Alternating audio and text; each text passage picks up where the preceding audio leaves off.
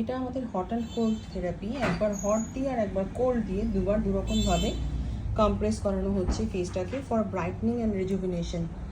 Young স্কিনের মতন একটা গ্লো দেবে। এজ ব্লক ফেশিয়ালে এটা প্রচণ্ডভাবে কাজে লাগে।